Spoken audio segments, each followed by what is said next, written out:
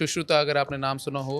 So Sushruta was the first plastic surgeon of the world. वो Indian ही थे। Cancer surgery के बाद ब्रेस्ट चली जाती है, हम उसको भी दोबारा बना सकते हैं। जब एसिड अटैक हुआ है, जो मेंटल डैमेज है वो तो है ही है, जो फिजिकल डैमेज है उससे उसकी लाइफ पूरी बर्बाद हो रही है। तो बॉडी दूसरे का हाथ वगैरह ये एक्सेप्ट कैसे कर पाती है, और मिलता कहाँ से है ये दूसरे का हाथ? ऐश्वर्या राय जी की आईज बहुत ब्यूटीफुल। नेत्रदान, यस। तो सबसे कॉमनली ये काफी चला था। ऐश्वर्या राय जी ने अपनी ब्यूटीफुल आईज कहा था कि मैं दान करूंगी, राइट। जिसको मैन बूब्स या गायनेकोमेसिया भी प्रॉब्लम बोलते हैं। This is very common problem. जिस भी डॉक्टर से मेरी आज तक बात हुई है, एक डेडिकेशन अपने काम को लेके। कई बार इतना डीप होता है कि पता ही नहीं लगता, जलन होती ही नहीं है। अगर जलन नहीं हो रही तो इसका मतलब डीप ज्यादा है। डॉक्टर्स पर अटैक बहुत कॉमन है। इन्फॉर्मेशन हो गया वो मैकडोनल्ड्स के बर्गर की तरह हो गया, इंस्टेंट, राइट। सिस्टमिक फेलियर का सबसे easily scapegoat is doctor, right. सस्ता है तो मान के चलिए कुछ गड़बड़ा, पूरी डिटेल लीजिए। Hello, welcome to Bawacast. Bawa जो हमारी मेडिकल श्रृंखला है उसको आपने बहुत प्यार दिया है। जैसे आपने स्पिरिचुअल श्रृंखला को प्यार दिया, हमारा पोएट्री की, कॉमेडी की श्रृंखला को दिया, तो आपने कहा कि जब मेडिकल के बारे में जब कोई डॉक्टर दिल खोल के कुछ बताता है तो उससे आपकी लाइफ में एक पॉजिटिव प्रभाव आता है। तो ऐसी को आगे बढ़ाते हुए आज जिन गेस्ट को हम लेके आए हैं वो हैं हमारे प्लास्टिक एंड कॉस्मेटिक सर्जन। 14 साल से ज़्यादा का एक्सपीरियंस ले चुके हैं वो, और गुड़गांव बेस्ड है। और मैं बहुत एक्साइटेड हूँ उनसे बात करने के लिए। तो अगर जैसी एक्साइटमेंट मेरे दिल में है वैसी एक्साइटमेंट आपके अंदर भी बिल्ड हो गई है तो दिल थाम लीजिए और मेरे साथ स्वागत कीजिए आज के हमारे गेस्ट का, mister Anmol Chugh. Thank you so much for the lovely introduction. Great to be here. बहुत अच्छा लग रहा है। क्या बात है, सेम है, सेम हियर। और मैं सबसे पहली चीज, मतलब सबसे बेसिक चीज जो मैं आपसे जानना चाहता हूँ कि क्या आपके प्रोफेशन में, क्योंकि प्लास्टिक सर्जन कहते हैं, प्लास्टिक का इस्तेमाल होता है इसलिए कहते हैं, क्या कहानी है? So very valid question. मतलब कि टर्मिनोलॉजी है प्लास्टिक सर्जन, तो प्लास्टिक का इस्तेमाल कहीं ना कहीं तो करते होंगे। जेन्युइनली क्वेश्चन आ सकता है। बट प्लास्टिक का इस्तेमाल हम इसलिए यूज़ करते हैं वर्ड, क्योंकि प्लास्टिकोज वर्ड से आया। एक ग्रीक वर्ड था जिसका मतलब है टू मोल्ड, यानी कि आप किसी भी चीज़ में ढाल सकते हैं।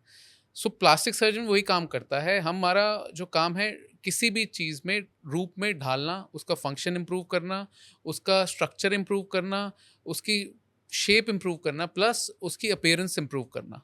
सो दैट इज़ वेयर जो प्लास्टिकोस वर्ड से आया है, प्लास्टिक वहाँ से आता है कि भाई आप उसको मोल्ड कर सकते हो, उसको अपने हिसाब से डिफाइन कर सकते हो। सो इसी की सर्जरी को हम प्लास्टिक सर्जरी कहते हैं, and that is where the use of plastic word has come. Okay, तो मोल्डिंग की तरफ से ये आता है। तो बिल्कुल। अच्छा, इसीलिए प्लास्टिक को प्लास्टिक इसीलिए कहते हैं क्योंकि वो किसी भी शेप में मोल्ड हो जाता है। तो बिल्कुल बिल्कुल। अच्छा। सुश्रुता, अगर आपने नाम सुना हो।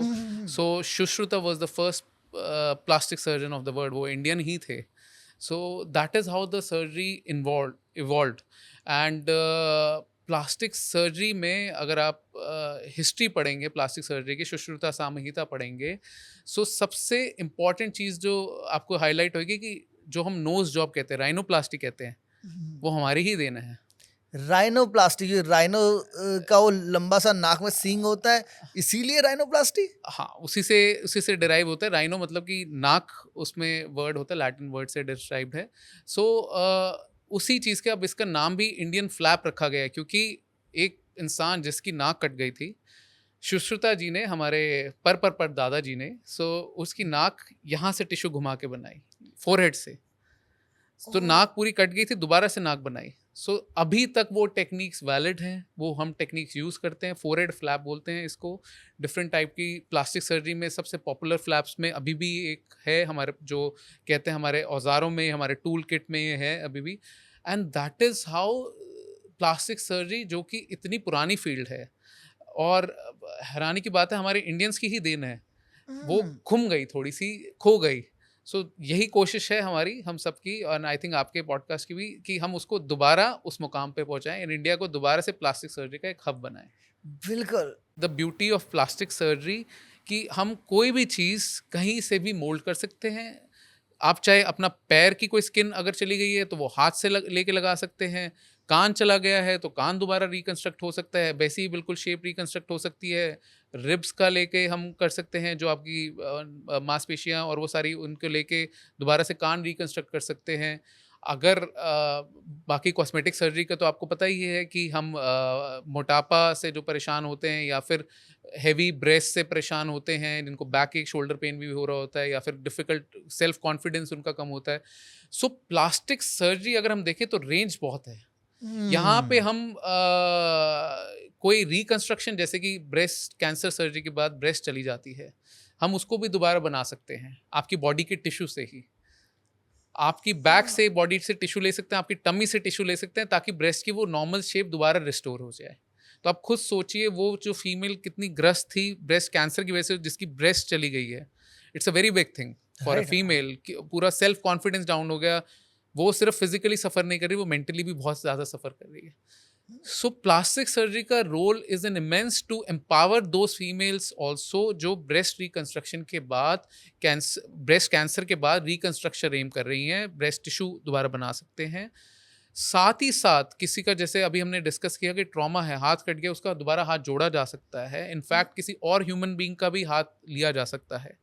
So this also is being done, not on a large scale right now, but obviously ये हो रहा है। तो 2-3 चीज़ें ऐसे इसमें आपने बोली हम्म, कि एक आपने ब्रेस्ट रिडक्शन की बात की थी और आपने बोला था कि कैंसर में अगर किसी की ब्रेस्ट कट जाती हम्म, है हम्म, तो वो दोबारा से रिग्रो की जा सकती हम्म, है with the help of tissue. हम्म, तो पहले तो टिश्यू का मतलब क्या होता है कि क्या है टिश्यूज़? ओके। और उसके बाद की जगह जब हमने ब्रेस्ट रिडक्शन किया या जब हम ब्रेस्ट क्रिएट कर रहे हैं, तो क्या डल रहा है और क्या निकल रहा है उसमें से? सो सबसे पहले जो इम्पोर्टेंट क्वेश्चन है, आई थिंक टिश्यू का जो है। हुँ, टिश्यू हम बॉडी का किसी भी बॉडी पार्ट को कहते हैं, जैसे कि स्किन है, it is a tissue. Okay. Muscle है, it is a tissue, right. Organs आपके लिवर हो गए, हार्ट हो गए, ये ऑर्गन्स होते हैं, ठीक है। सो टिश्यू आपका जो नॉर्मल बॉडी का जो स्किन, मसल और ये जो लेयर्स हैं, इनको हम टिश्यू कहते हैं। प्लास्टिक सर्जरी में जब ब्रेस्ट कैंसर की सर्जरी होती है, ब्रेस्ट कैंसर के सर्जन जब ब्रेस्ट निकाल देते हैं, वहाँ पे एक डिफेक्ट, यानी कि बिल्कुल खाली हो गया, गड्ढा सा कह लीजिए, बन गया, हुँ, राइट। आपने जब प्योर टिश्यू ब्रेस्ट का निकाल दिया तो गड्ढा सा बन गया। आप उसको भरेंगे कैसे? ब्रेस्ट रिकंस्ट्रक्शन में जो टिश्यू यूज होता है, टिश्यू का मतलब है आप स्किन का ऐसा टुकड़ा यूज कर रहे हैं जो वहाँ पे नहीं था। हुँ, उस गड्ढे को मुझे भरना है, राइट। सिंपल भाषा है, मुझे उस गड्ढे को भरना है। मैं कहीं ना कहीं से उसको लूंगा, ठीक है। ठीक। या तो मैं उसका टमी से ले सकता हूँ कि एक्स्ट्रा टिश्यू है, मतलब कि टिश्यू मतलब कि स्किन है एक्स्ट्रा, मैं उसको ले सकता हूँ और वहाँ पे जो एक्स्ट्रा फैट और स्किन को लेके मैं यहाँ पे लगा सकता हूँ। दो फायदे ओके। हो गए उससे। हाँ, हाँ। एक तो मैंने उसकी टमी का साइज कम कर दिया, दूसरा वो जो एक्स्ट्रा चीज़ थी मैंने यहाँ पे यूटिलाइज कर ली। हुँ, सो डबल बेनिफिट कि भाई जहाँ पे कम चाहिए था वहाँ पे हमने कम कर दिया टमी में, जहाँ पे ऑगमेंट यानी कि बढ़ाना था वहाँ पे हमने बढ़ा दिया, ठीक है। परफेक्ट।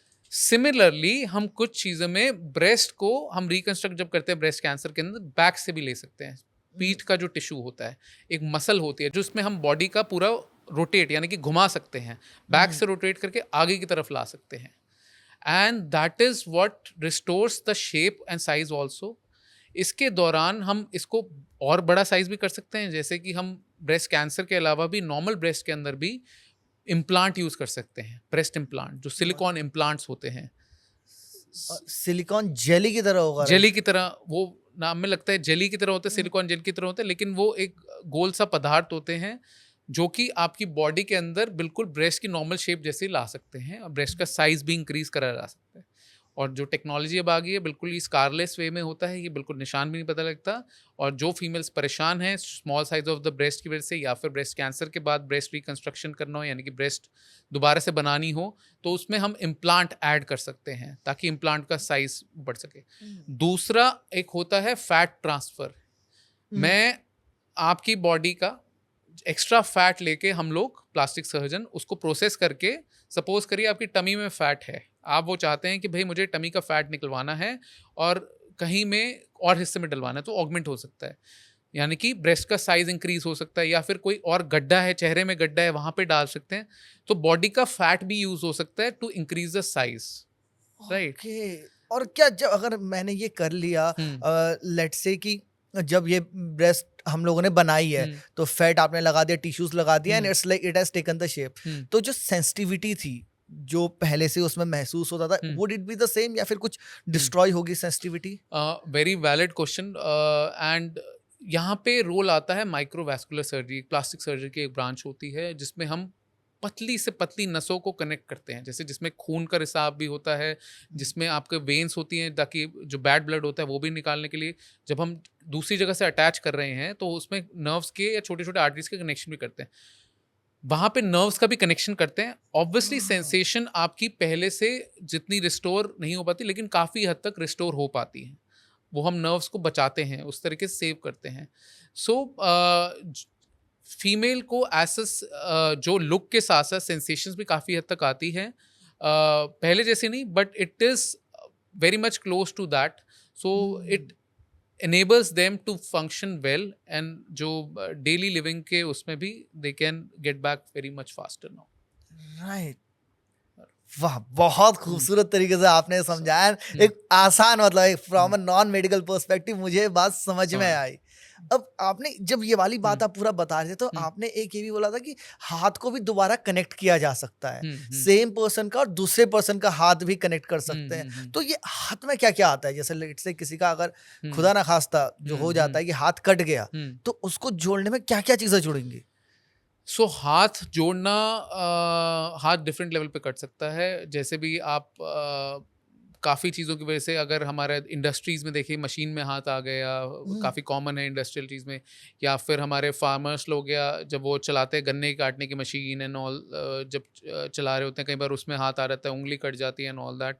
सो छोटी छोटी मांसपेशियाँ होती हैं जो इसके अंदर होती हैं, छोटी-छोटी नसें होती हैं किसी भी हाथ के अंदर, और जिसकी वजह से हमारा हाथ चलता है। ब्रेन से पूरा कनेक्शन होता है ताकि ब्रेन आपका सिग्नल देता है हाथ को, नसें फिर उसमें नर्व्स यानी कि जो बोलते हैं जो रोप्स मतलब रस्सियाँ होती है वो हुँ, सेंसेशन इलेक्ट्रिसिटी प्रोड्यूस करती है। वो मसल को कहती है भाई काम करना शुरू कर। अगर आप कोई हुँ, भी ग्लास भी उठा रहे हैं तो आपकी ब्रेन से सिग्नल आएगा, आपके वो जो नर्व्स हैं जो कि रोप्स हैं रस्सियाँ हैं वो लेके जा रही हैं, वो वहाँ पे स्टिमुलेट करती हैं मसल को, मसल आपकी मूवमेंट करेगी, वो बोन को हिलाएगी और फिर आप वो ग्लास उठाएंगे तब पानी लें।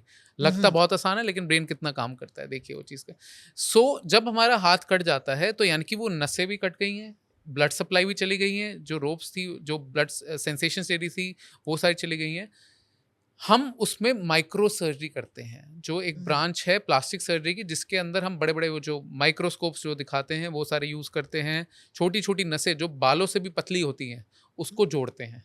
ओह! सो ये बड़ी ही स्पेशलाइज्ड फील्ड हो जाती है जिसमें हम इमीडिएटली हमारा ये टारगेट रहता है विद इन 6 आवर्स जब भी हाथ कटे उसको एक तो स्टोर अच्छे से करके लाया जाए आइस पैक के अंदर पूरा फॉर्म करके, ताकि हाथ या फिर कोई भी ऑर्गन जो फिंगर कटी है वो पूरी रिस्टोर रहे। प्लस उसका इमिडिएटली सर्जरी की तरफ हम ले जाते हैं and we hmm, try to restore once again each and every structure. So you connect जो पार्ट कटा हुआ है, जैसे कि एक मांसपेशी कटी हुई है तो हुँ, उसको उससे जोड़ते हैं, कनेक्शन जोड़ते हैं। कोई नर्व कटी हुई है यानी कि जो आपके नर्व्स जो सेंसेशंस लाती हैं वो कटी हुई हैं उसको जोड़ते हैं। मोटर यानी कि जब आपने चलाने हाथ वो वाली सारी नसों को जोड़ते हैं। सो ईच एंड एवरीथिंग ये काफ़ी मात्रा में जो होती है, एक एक करके जोड़ा जाता है इसको। And it is another field जो कि बहुत ही कॉमनली करते हैं। इसके बाद भी रिहैबिलिटेशन होता है एक, आप उसको हुँ, जुड़ने के बाद भी we have to see blood supply normal establish हो गई है। पेशेंट को सिखाते हैं कैसे आपने दोबारा से हाथ चलाना है, रीट्रेनिंग होती है।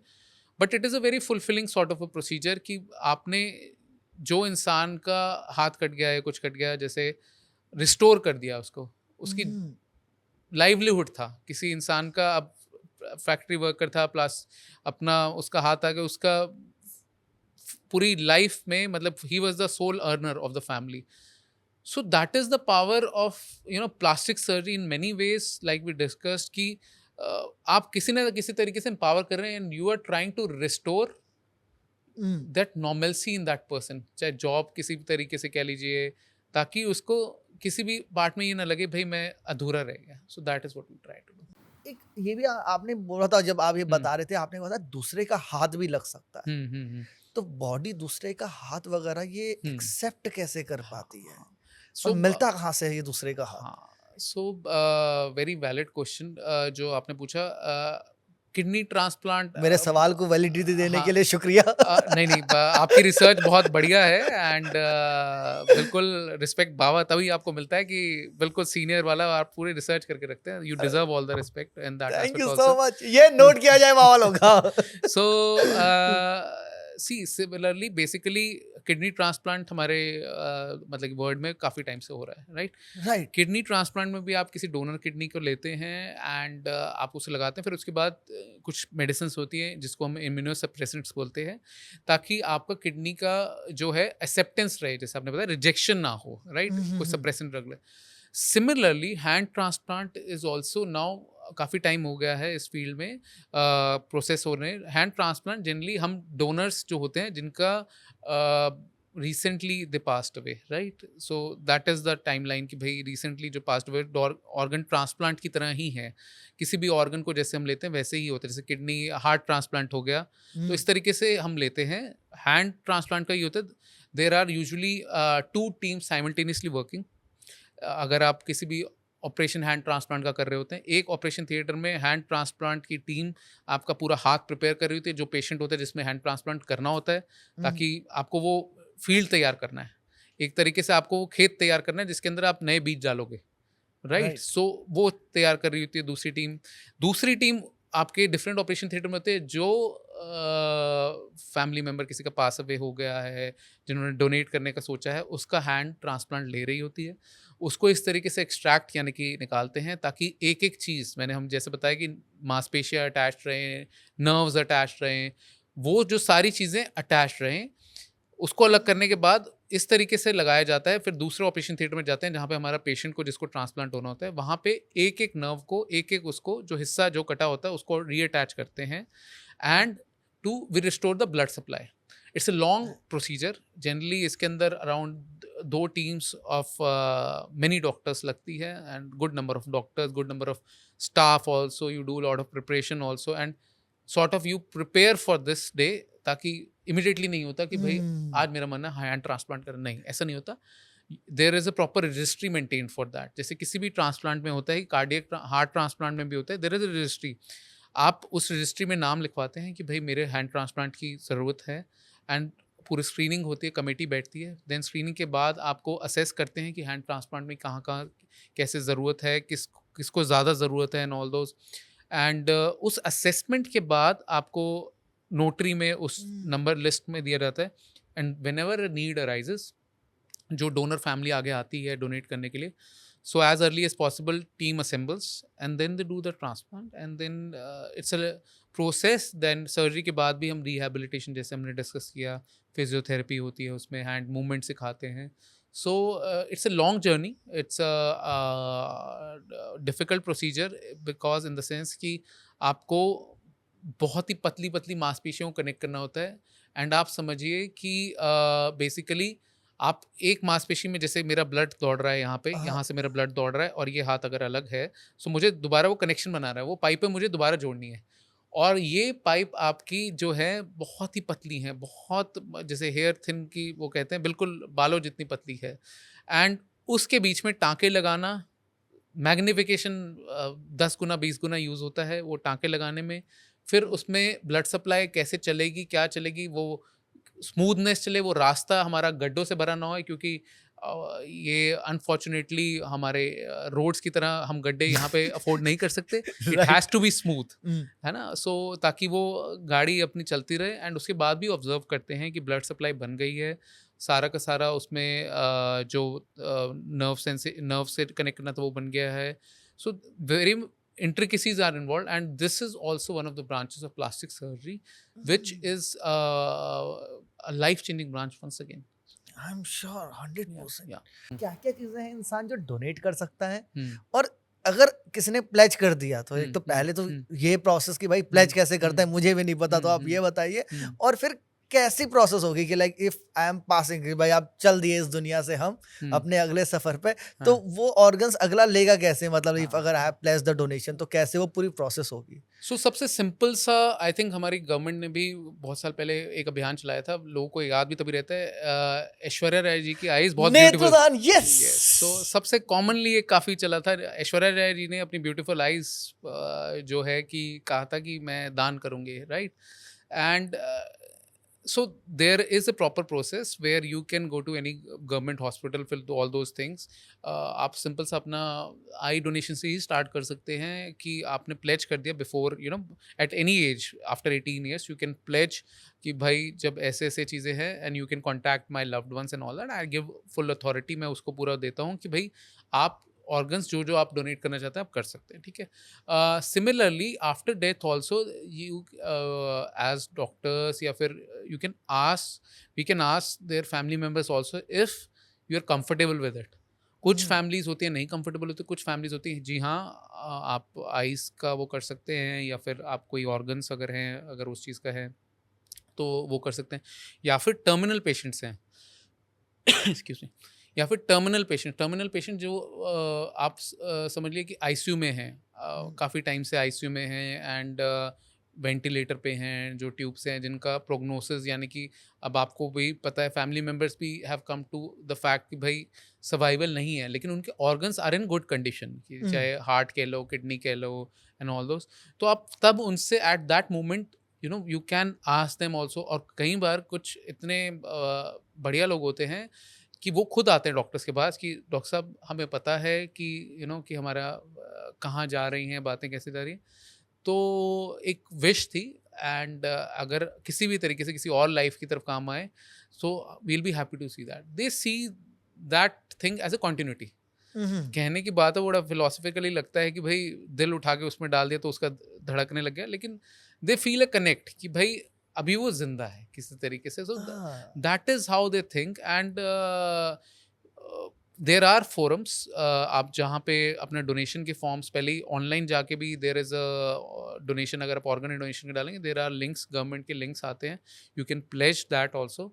एंड अगर कोई रिश्तेदार है कुछ है जिसको आपको डोनेशन लिस्ट में डालना है, तो ऑर्गन ट्रांसप्लांटेशन कमेटी होती है, उसके अंदर आपके डॉक्टर प्रिस्क्राइब करते हैं। So there is a list for that.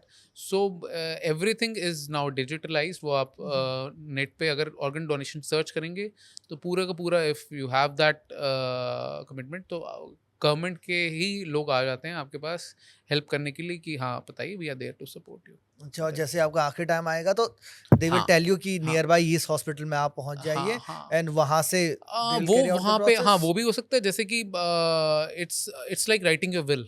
जैसे आप विल में लिखते हैं कि मैं इसको ये दान करता हूँ, ये करता हूँ, इस तरीके से वो कर सकते हैं।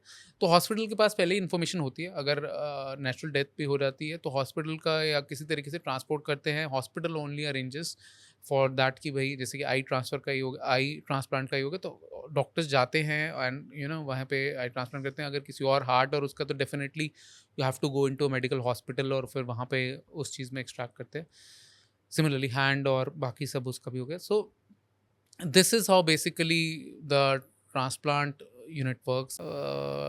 मैं तो सिंपल से कहता हूँ कि हमने जो सीखा है, कोई भी चीज़ आज सीखी है,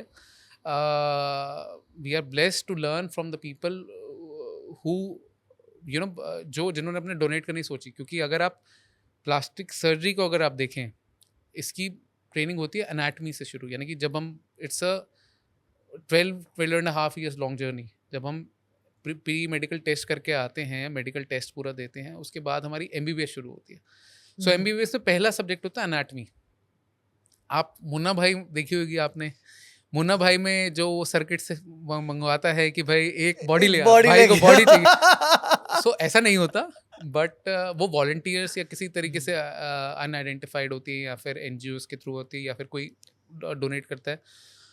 so we learn so much from them, कि आप वहाँ पे देखते हैं कि कहाँ ऑर्गन है, कैसी मांसपेशियाँ हैं, जो आप अभी हम जो ट्रांसप्लांट का सोच रहे थे कि कैसे कनेक्ट करते हैं, वो सारी नॉलेज वहीं से आती है कि आपको वो छोटी छोटी नसें पता लगती हैं कैसे है वो, उसके आसपास कैसे ध्यान रखना है, क्या सही नस को ज्वाइन करना है, किसको नहीं काटना है, किसको एक एक पार्ट को जोड़ना है, तो वो अनाटमी से ही आती है। सो द जर्नी स्टार्ट्स, ये जो अभी मतलब ये जो 14 years का एक्सपीरियंस है, उससे 12-13 साल पहले तो और ट्रेनिंग हो चुकी है। तो उस ये चीज़ बताओ, जब आपने एमबीबीएस किया था, you became the general surgeon, तो उसके बाद व्हाई प्लास्टिक सर्जरी? ऐसा क्या था कि आउट ऑफ एवरीथिंग हाँ। Else plastic surgery was something कि सो सी प्लास्टिक सर्जरी जो एक ब्रांच है ना, it is a very artistic sort of a branch. आप अगर उसको देखोगे तो इट ऑलवेज फैसिनेटेड मी कि भाई कि फाइन काम कैसे हो रहा है। हाँ, अगर कोई घर के अंदर भी कोई वो हमारी मदर्स वगैरह कुछ कर रही हैं, निटिंग वगैरह कुछ कर रही हैं, करता मैं नहीं था काम, लेकिन ऑब्जर्व करना बड़ा अच्छा लगता था कि निटिंग कितनी फाइन कर रही हैं, क्या फाइन तरीके।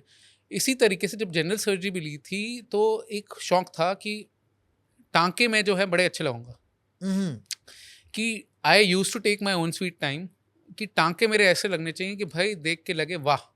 निशान ही नहीं दिख रहा। सो हाँ, that fascinated me towards a plastic surgery कि भाई फाइन काम है, नुएंसेस वाला काम है और इसके अंदर जो आप अपना आर्टिस्टिक टच भी ला सकते हो, because you have to imagine things. For a plastic surgeon to be a good plastic surgeon you have to imagine कि आप किसी की अगर नाक की शेप ठीक कर रहे हो, हम्म, राइट? अगर किसी की क्रोकेड यानी कि नाक टूट गई है और दोबारा बना रहे हो, 10 स्टेप्स तो आपने फॉलो कर लिए जो किताब में लिखे हुए हैं कि भाई ऐसे-ऐसे मैं नाक को सीधा करूँगा, उस चीज़ में बनाऊँगा। लेकिन अल्टीमेटली आपको एक विज़न चाहिए होता है एक आर्टिस्ट का कि भाई उसकी नाक की शेप आप पुरानी फ़ोटोज़ देखते हो उसकी, है ना? हम्म, इमेजिन करते हो कि मैं उसको ऐसे दे सकता हूँ। क्या उसके फेस पे सूट करेगा या नहीं?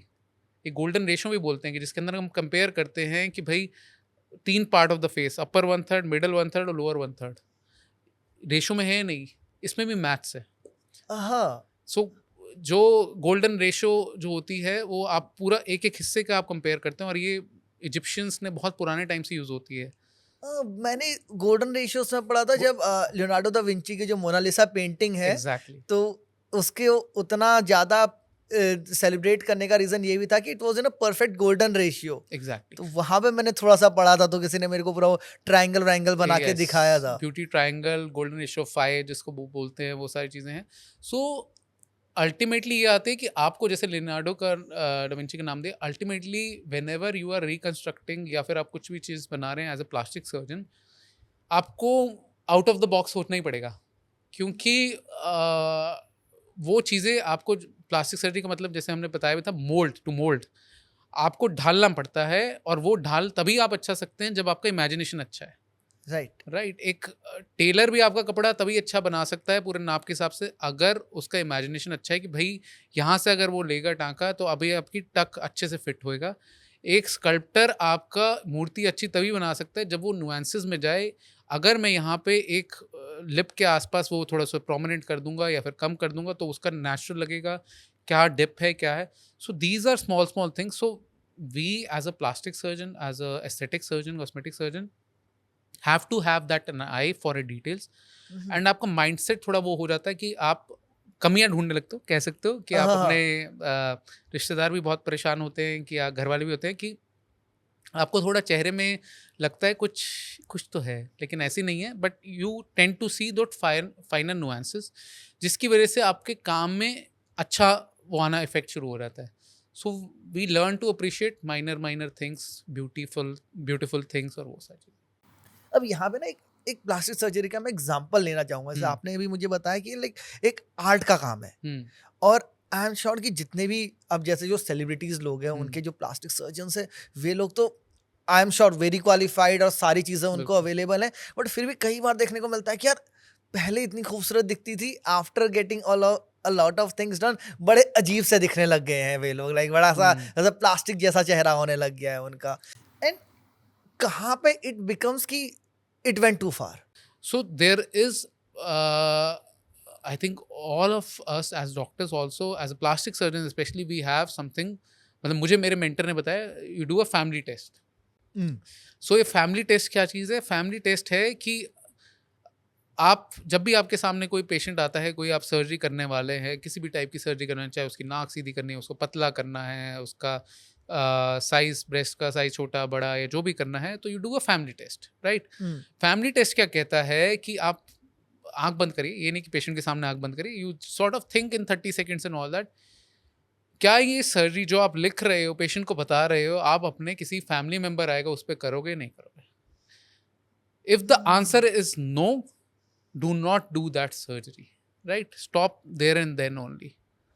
So this हाँ forms the basis of at least my practice, which has been taught to my मतलब मेरे मेंटर ने मुझे सिखाया था जब मैं ऑस्ट्रेलिया में, डॉक्टर ग्राहम साउथविक हैं मेरे मेंटर है, गुरु हैं, वो सारी चीज़ें.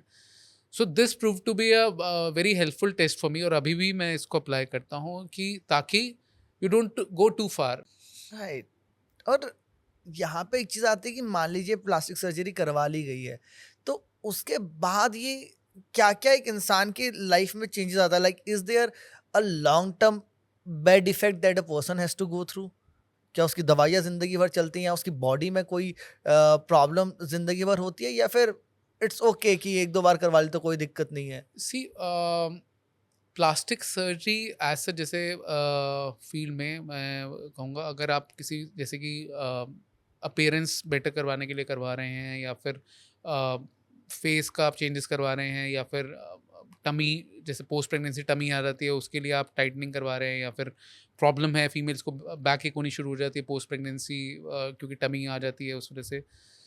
सो effect of these sort of surgeries are life long. Having said that, you also have to give it your. आप ये नहीं कह सकते भाई प्लास्टिक सर्जरी करवा ली या फिर कॉस्मेटिक सर्जरी करवा ली, अब मैं बैठ जाऊंगा आराम से. आप सर्जरी बाद ये नहीं कह सकते मैंने चिप्स का पैकेट लिया मैंने खा लिया. सो माइंडसेट तो आपको फिटनेस का और हेल्थ का वो मेंटेन करना ही पड़ेगा, हाँ, right? Nothing is sort of permanent. ऐसे दवाइयाँ नहीं लेनी पड़ती आपको किसी भी चीज़ को मेंटेन करने के लिए, दवाइयाँ नहीं लेनी. लेकिन वो जो बेसिक फिटनेस लेवल है, बेसिक आपका जो डाइटरी लेवल्स हैं, वो तो आपको मेंटेन करने ही पड़ते हैं किसी भी चीज़ में रिजल्ट मेंटेन करने के लिए. बेसिक प्रिकॉशंस जो हैं, आपको बॉडी को किसी भी तरीके से अब्यूज़ नहीं करना. ओके। और आदमियों के लिए भी है क्या इसमें कुछ, हाँ, मतलब कि ऐसे हाँ. कि मान लो आदमी काफ़ी मोटा है, हुँ. ठीक है, 100 क्रॉस कर चुका है and he has hmm, started exercising and all, hmm, तो यहाँ पे प्लास्टिक सर्जरी उसको कितना मदद कर सकती है hmm. In his process of losing the weight and becoming fit again? So see plastic surgery जो एक it's a process, right? I would say that whenever I see as a plastic surgery, it's a process where you means patient and I can work together. It's a journey, right? हम उसमें उसको रास्ता वही दिखा सकते हैं और चलना खुद ही है. तो फिटनेस और वो सारा डाइट और वो सारी चीज़ें आपको करनी होती है. उसके बाद भी मेन के केस में भी ये होता है, अगर आप अनवांटेड जो फैट्स, जो डाइट मेन के अंदर देर आर सर्टेन रीजन्स जिसके अंदर फैट नहीं जाता, जैसे कि चेस्ट फैट है, आप एक्सरसाइज कर लीजिए वो नहीं जाता, जिसको मैन बूब्स या गायनेकोमेजिया भी प्रॉब्लम बोलते हैं. This is very common problems among. अच्छा, मैन बूब्स प्रॉब्लम, ओके। हाँ, हाँ, हाँ. So this is very common problems amongst male कि यू नो स्विमिंग नहीं करने जा सकते, they can not take their shirt off, and tight shirts और वो पहनने में उनका हेजिटेशन होता है, शोल्डर्स ड्रूपी हो जाते हैं, पोस्चर बिगड़ जाता है उनका, माइंडसेट उनका वो हो जाता है. प्लस अर्ली एज में तो आपको लोग टीज करते हैं तो फिर वो भी प्रॉब्लम होती है. So this can also be corrected and it's a permanent surgery, right? वो डाइट और एक्सरसाइज से नहीं जाती. एंड इन दिस द ना सिर्फ लुक्स चेंज करता है but the confidence also is boosted back. And it's a day care surgery, मतलब आप सुबह आते हैं शाम तक आपकी सर्जरी हो जाती है, एंड अगले दिन आपको काम पे जाना, काम पे चले जाइए. ये छाती का जो मैन बूब्स है, छाती, आपका हाँ. Access fat 100. रिमूव कर देंगे एंड यू विल बी। हाँ, हाँ, हाँ. और वही, अब जिसने ऐसे वेट रिड्यूस कर रहा है तो उसका एक तो यहाँ का मैन बूब्स आ जाते हैं तो हम्म. वो हट गए, और वही टमी फैट भी लाइपोसक्शन टमी से हट फैट भी जाएगा। लाइपोसक्शन कर सकते हैं. जैसे टमी भी मैन के अंदर, अगर आप जो हम जिसको लव हैंडल्स बोलते हैं, फ्लैंक्स बोलते हैं, टमी के साइड वाला एरिया जो होता है, हाँ, ये या ये वाला फैट बहुत डिफिकल्ट होता है, वो नहीं जाता है, जो फीमेल्स के अंदर ज़्यादा होता है लेकिन मेन में भी डिपोजिशन हो जाता है.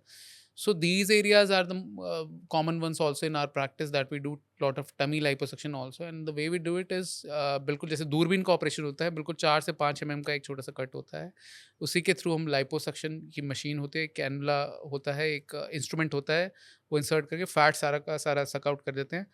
And we try to give that look, जिसको हम लाइपोसक्शन की जगह मैं कहूँगा लाइपोस्कल्प्टिंग बोलते हैं, कि भाई आप उसको हाँ, तराश रहे हैं. So this branch is all about तराशना. सक्शन तो वही है कि बिल्कुल खाली नहीं करते, आप उसको तराश देते हैं कि भाई आप, ताकि डाइट एंड एक्सरसाइज जब और आगे करेंगे, और हमने डिफिकल्ट फैट आपसे ले लिया, अब जब आप डाइट एंड एक्सरसाइज वो फर्दर एनहांस हो जाएगा. So it it gets you back into a cycle of fitness, diet, which gets you back into cycle of positive mindset. वो पॉजिटिव माइंडसेट फिर वो काम में आता है, मल्टीपल स्फेयर्स ऑफ लाइफ में आता है, काम, personally and all. So that is the thing. अच्छा, तो मतलब एक तरीके से ये हो गया जो मुझे समझ में आया कि जब आदमी वेट लॉस जर्नी पे है, अगर उसका काफी ज्यादा वेट है, वेट लॉस जर्नी में है, तो वो कह सकता है कि एक प्लास्टिक सर्जन उसका पार्टनर है इस वाली पूरी जर्नी में. बिल्कुल कि बिल्कुल उसकी जो दिमाग में है वो एक इमेज की मैं ऐसा दिखना चाहता हूँ, तो उस वाली पूरी जर्नी में प्लास्टिक सर्जन साथ साथ चलेगा. बिल्कुल बिल्कुल. It's a Perfect. Partnership. Yes. एक चीज जो मुझे यहाँ पे बहुत खूबसूरती लगती है डॉक्टर्स की, कि जिस भी डॉक्टर से मेरी आज तक बात हुई है, एक डेडिकेशन अपने काम को लेके, है ना, ये प्यार होता है, एक डेडिकेशन है काम को लेके, एंड ये समझना कि कितना जरूरी काम है. जैसे हम लोग जैसे आईटी वाईटी में जब जॉब करते हैं यार, हमको काम चोरी कर लेते हैं कि ठीक है भाई साहब ये काम चाहे 2 घंटे में हो ना 2 दिन लगा देंगे, तो है ना चिल कर लेते हैं, ये कर लेते हैं, बिकॉज एक लिबर्टी रहती है. हम लोग कहीं ना कहीं हम लोग कहेंगे कि हम लोग उस काम को लेके ना उतने ज्यादा इन्वेस्टेड नहीं होते हैं. समहाउ हम लोग थोड़ा सा काम चोरी कर जाते हैं, बट जिस भी डॉक्टर से मेरी बात हुई है अब तक, इट्स लाइक सच डेडिकेशन कि भाई जान लगा देनी है काम में, every day, day after day, day after day. And यहाँ पर से एक दूसरी तरफ मैं जाना चाहूंगा जो कि एक बहुत ही संवेदनशील और बहुत ही सेंसिटिव टॉपिक है. वो ये है कि जैसे जो एसिड अटैक विक्टिम होते हैं, तो उनमें क्या अभी पूरा वो लोग रिकवर करवा पा रहे हैं एज अ प्लास्टिक सर्जन? क्योंकि आपका रोल बहुत बड़ा है, क्योंकि अगले का जब एसिड अटैक हुआ है, जो मेंटल डैमेज है वो तो है ही है, जो फिजिकल डैमेज है उससे उसकी लाइफ पूरी बर्बाद हो रही है. तो ट्रॉमा के साथ साथ ये जो डैमेज है इसको कैसे डील करोगे? सबसे पहले कि एक इंसान का कॉन्फिडेंस शटर हुआ है, अगर किसी पे एसिड अटैक हुआ है, it's like a very real thing, और यूजुअली जो एसिड अटैक करते हैं वो जानने वाले ही होते हैं.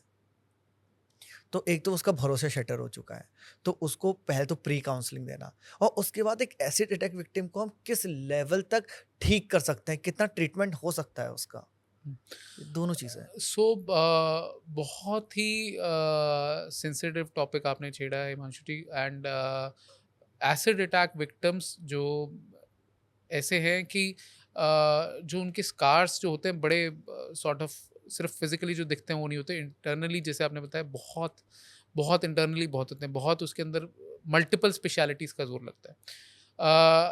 आई कैन से दैट बिकॉज एक सफदरजंग हॉस्पिटल, एक अस्पताल जो हमारा Safdarjung hospital is one of the largest in burns in Asia. So we have come across इस सिनेरियोज, काफ़ी सिनेरियोज आए हैं. एंड जो एसिड अटैक के विक्टिम्स होते हैं, सबसे पहली बात तो आपको उनको रीअश्योरेंस का is a different, totally different, right. There is a counselling team also involve, NGOs involve होती हैं, साइकोलॉजिस्ट इन्वॉल्व होते हैं.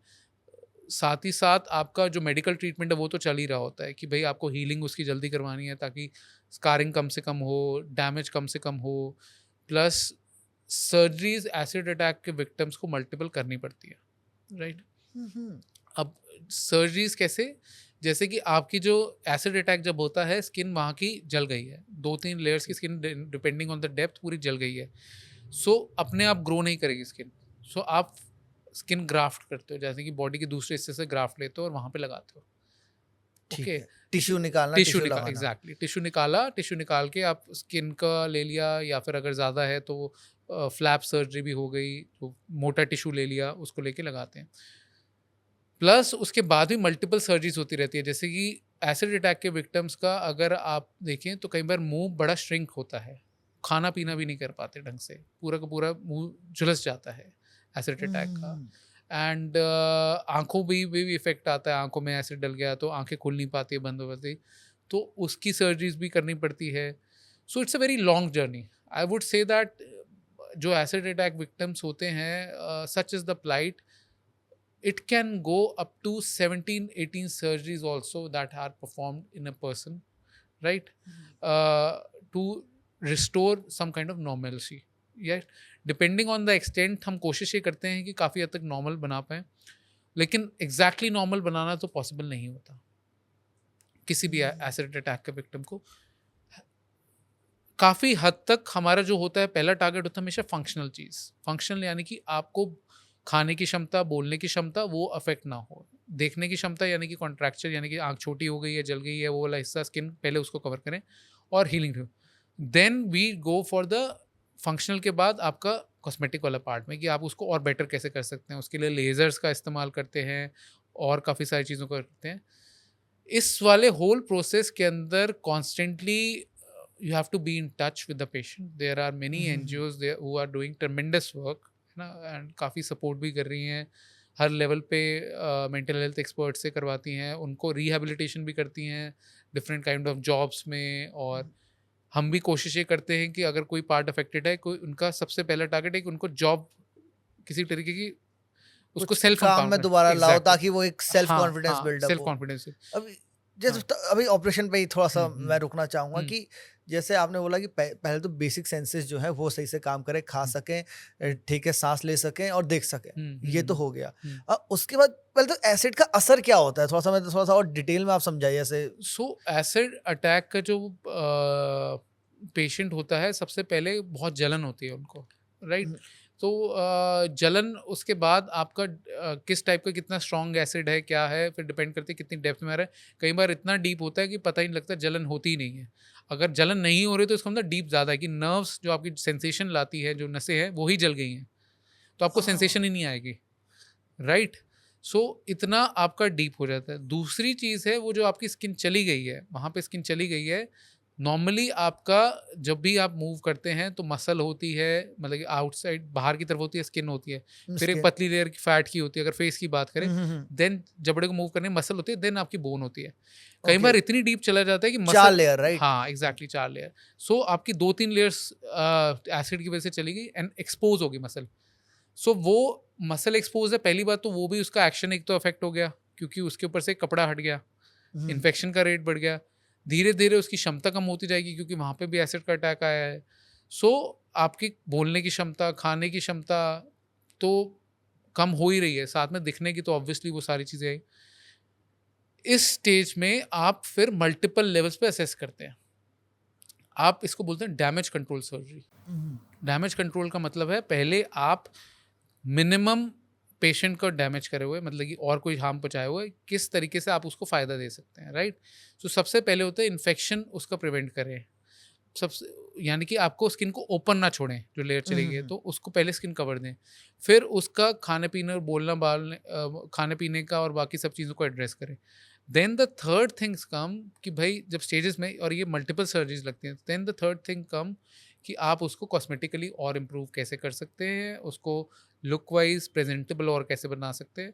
काफ़ी सारी टेक्नोलॉजीज अब आ गई हैं, स्टेम सेल्स आ रहे हैं जो आपके ब्लड सेल्स को ही करके इस बर्न्स वाले एरिया में आप डाल सकते हो, स्किन की क्वालिटी इंप्रूव कर सकते हैं। Science is still evolving in this region, but it's a very long journey. And patients को काफ़ी टाइम लगता है सबसे पहले प्रॉब्लम समझने में। वो वही सारी स्टेजेस आती हैं, ग्रीफ की, एक्सेप्ट, डिनायल की, देन अल्टीमेटली एक्सेप्टेंस की स्टेज आती है। So you have to go through that cycle also with the patient. You have to be very calm compose. आपको पेशेंट को पूरा लूप में रखना होता है कि क्या क्या चीज़ें पॉसिबल हैं, क्या क्या हम चीज़ें पहले करेंगे, and how it will help get back their basic life, और उस चीज़ में किस किस तरीके से हेल्प करेंगे। सो it requires a lot of patience, in terms of as a surgeon also, as a caregiver also. So there are multiple steps involved. Like one of the worst thing that could happen to a person, right? Yeah. Yes. और अभी जो हालात देखने को मिल रहे हैं कि जैसे आपने बताया कि एक Hmm. डॉक्टर कितना हेल्प करता है, कितना लगे रहते Hmm. हैं, और उसके बाद भी एक डॉक्टर्स पर अटैक बहुत कॉमन है, क्योंकि जैसे ही आपने बैड न्यूज़ दिया उनके हिसाब से नहीं हुआ, या आप और पेशेंट में बिजी हैं उनके, क्योंकि हर जब भी आदमी वहाँ हॉस्पिटल में घुस रहा है तो उसके ये होता है दिमाग में कि भाई डॉक्टर एकदम तुरंत मिलने तैयार हो। Hmm. Hmm. बट ऐसा नहीं हो सकता, Hmm. ऑब्वियसली भाई इतना सब कुछ हो रहा है। तो जो डॉक्टर्स पर अटैक हो रहे हैं वो सब किस लेवल पे हो रहा है? क्या इसलिए हम लोगों को कभी-कभी खबर मिलती है हमें इस बात की, तो कितना रैपिडली हो रहा है, कितना नॉर्मल हो गया ये डॉक्टर्स पे अटैक होना, and how it can be stopped as for you? So first of all I would say that ये जब हमारे टाइम पे और हमारे से सीनियर वाले सब टाइम पे होता था, एंड काफ़ी लेवल्स तक होता था, जहाँ पे कई बार अटेंडेंट्स ने पेशेंट के, जिसकी जान नहीं बच पाई या फिर और कोई चीज़ की वजह से है, तो मार पिटाई तक उतरे हैं, जिसमें काफ़ी प्रॉब्लम्स आई है और उस चीज़ में आई है। एंड अब तो हमें पता ही है जो इंसिडेंट अभी हुआ, एक इट्स अ ग्रूसम इंसिडेंट, वो सारी चीज़ें हुई। So it is, I would not say कि भाई कॉमन नहीं है, क्या नहीं है, it is very common. The thing is that as a society we have to understand, we have to, जो सहनशीलता डॉक्टर्स में है वो हमें एज अ सोसाइटी में भी लानी पड़ेगी, राइट? हम्म, अभी क्या है कि हमारे को बहुत चीज़ें जल्दी मिल रही है। इन्फॉर्मेशन हो गया, वो मैकडॉनल्ड्स के बर्गर की तरह हो गया, इंस्टेंट, हम्म, राइट? कोई भी चीज़ हो गई, हमें इंस्टेंट वो चाहिए। आप भूल रहे हैं कि भाई वो इंसान लगा हुआ है, हेल्प करने की कोशिश कर रहा है and all. We are doing that thing also. So it has been the mindset now, people want कि भाई पहले आए, जैसे आपने बताया कि भाई पहले आए तो मेरा ही देखो, मेरा हम्म, रिश्तेदार देखो। वो चीज़ थोड़ा-सा समझने की ज़रूरत है कि वो डॉक्टर है, वो स्टाफ है, चाहे हॉस्पिटल स्टाफ है, पूरा लगा हुआ है and there are limited resources, right? वो मैक्सिमम रिसोर्सेज़ करने की कोशिश करता है एंड कोई भी डॉक्टर हो या स्टाफ हो, ट्राइज करता है किसी भी टाइप के उसमें कि भाई अगर जिसको पहले सबसे ज़्यादा ज़रूरत है, उसको, हम्म, देन सेकंड, फिर थर्ड, उस हिसाब से करते हैं। That is the medical protocol also कि भाई आप पहले देखो इमरजेंसी में सबसे ज़्यादा ज़रूरत किसकी है ना? So you have to understand the process, you have to be patience.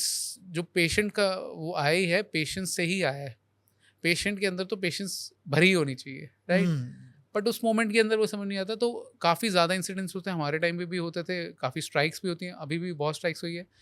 Unfortunately उसका कोई सोल्यूशन नहीं निकलता है एंड निकलता इसलिए भी है क्योंकि एज अ सोसाइटी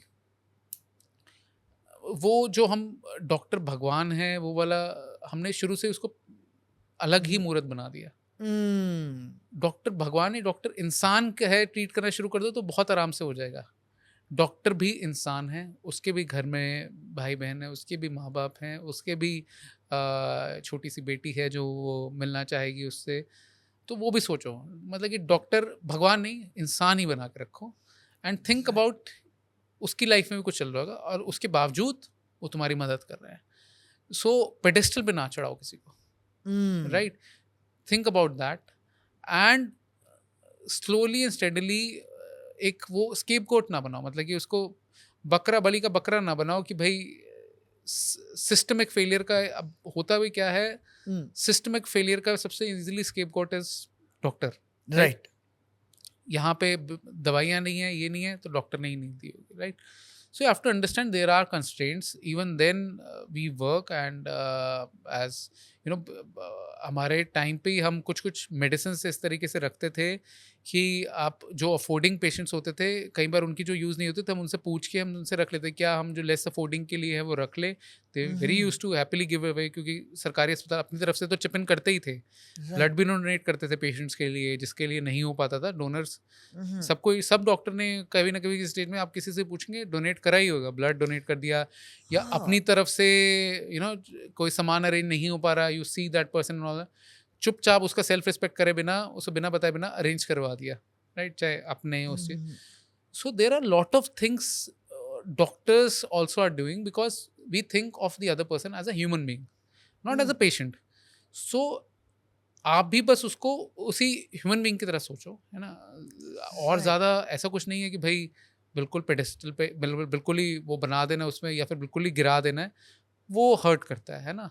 आप अगर सोचो कि भाई ये इंसान हेल्प करने की कोशिश कर रहा है, क्या पता ये मेरे लिए दवाइयाँ जो आई हैं, वो चुपचाप आई हैं, किस तरीके से आई हैं, जो ब्लड अरेंज हो गया एकदम से, किसी ने हम्म। ब्लड डोनेट ही करा होगा तभी अरेंज हुआ होगा, मेरा तो कोई रिश्तेदार देने को तैयार नहीं है। एक हाँ। चीज मैं आपसे पूछना भूल गया था, दैट इज कि हेयर ट्रांसप्लांट जो होता है, that is also part of plastic surgery. हुँ। तो किस लेवल पे सक्सेसफुल है? क्योंकि बड़े केसेस सुनने में आए थे कि एक तो ये हेयर ट्रांसप्लांट होते हुए भी कुछ कुछ डेथ्स हुई हैं।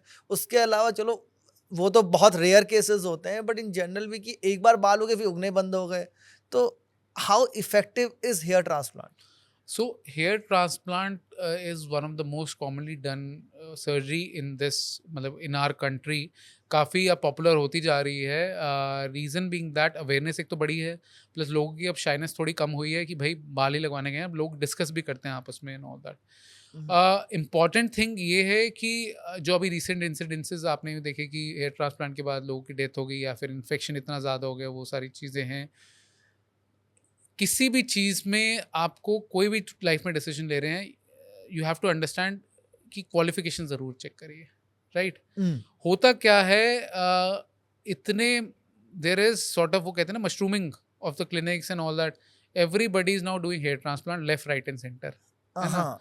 सो भाई अपना आप बाल कटवाने जाते हैं, वो भी आपको बिल्कुल बालों की एडवाइस दे देगा कि भाई आपके ऐसे ऐसे हैं, आप पीआरपी करके जो इंजेक्शन होते हैं वो क्यों नहीं लगवा लेते, पार्लर्स में लग रहे हैं, आप मानेंगे नहीं तो ऐसे। हुँ, सो वो आपको अपनी हेल्थ के बारे में सोचना है, क्या आप ऐसी जगह से करवा रहे हैं, ऐसे लोगों से करवा रहे हैं जो ट्रेंड नहीं है, राइट? क्या सस्ते के चक्कर में या फिर टू कट द कॉर्नर्स आप ऐसी जगह में अपनी लाइफ के साथ रिस्क ले रहे हैं? सो दैट इज़ वेरी इंपॉर्टेंट, क्योंकि कोई भी अच्छा डॉक्टर, कोई भी अच्छा क्लिनिक, हॉस्पिटल उसमें पूरी तरह इक्विप्ड होता है, सारी इमरजेंसीज के साथ साथ भी, सारी ट्रीटमेंट के साथ ही, प्लस एक क्वालिफिकेशन होता है। आप over the years you learn this art and all that. So you have to be very sure कि आप क्या ट्रीटमेंट करवा रहे हैं, कैसे करवा रहे हैं। हेयर हुँ, ट्रांसप्लांट इज जो अब मार्केट है इतनी ज़्यादा बढ़ चुकी है, इसके अंदर रेगुलेशंस अभी नहीं है, राइट? अनफॉर्चुनेटली जब कोई डेथ होती है तभी रेगुलेशंस थोड़े से आते हैं, कि अभी रिसेंटली भी जब हुई थी तब रेगुलेशंस थोड़े से हैं, लेकिन they are not sufficient as सच।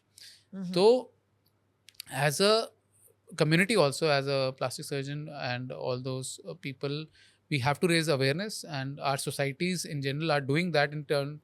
जो हमारी प्रोफेशनल बॉडीज़ हैं, एसोसिएशन ऑफ प्लास्टिक सर्जन्स है, या फिर इंडियन एस्थेटिक सर्जन्स की एसोसिएशन है, प्लास्टिक सर्जन की आईएप्स करके, हुँ, हुँ। We are raising awareness for not जो only hair transplant, but liposuction हो गया या फिर और भी सर्जरीज हो गई, जो कि जिसके अंदर आप प्रिवेंट कर सकते हो complications, right. Right? So that is very हाँ। इंपॉर्टेंट टू अंडरस्टैंड कि डू नॉट, आप अपना वो मत सोचिए कि भाई मुझे सस्ता मिल रहा हुँ, है ना? सस्ता है तो कुछ डाउट, आप कुछ मान के चलिए कुछ गड़बड़ है, आप पूरी डिटेल लीजिए।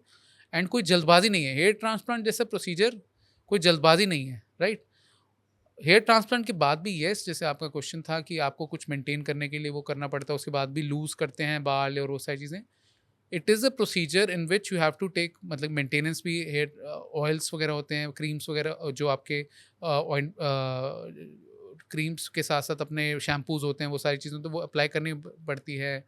मेडिकली भी वाले सारे होते हैं तो maintain, it is just like आप जैसे अपनी फिटनेस का ध्यान रखते हैं, वैसे बालों का भी फिटनेस का ध्यान रखते हैं। हुँ, हुँ, हुँ। And if it is done in right way, so results are always good.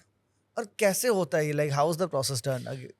So hair transplant का जो प्रोसेस है, बेसिकली आपके बाल जो होते हैं, अगर आपने देखा हो जब एज करते हैं, हम अपने पेरेंट्स का ही देख लें, अपने दादाजी और उनके, एक बाल सारे उड़ जाते हैं, एक हेयर ये पैच तो मैं रहता शीशे में ही देख लेता हूँ। हाँ। है। सो एक हेयर पैच पीछे रह जाता है, हुँ, राइट? अगर हम देखें भी, जैसे कि ये वाला जो पार्ट ये है ये वाला हमेशा पार्ट तक रहेगा, रहता है दीज आर ये। परमानेंट हेयर्स बोलते हैं। परमानेंट हेयर्स इसलिए बोलते हैं कि आपका वो ऑलमोस्ट बचपन से लेकर एंड तक बचे रहते हैं, ठीक है? हुँ, रीजनरेट होते रहते हैं। सो मोस्टली केसेस में हम उस एरिया को टारगेट करते हैं।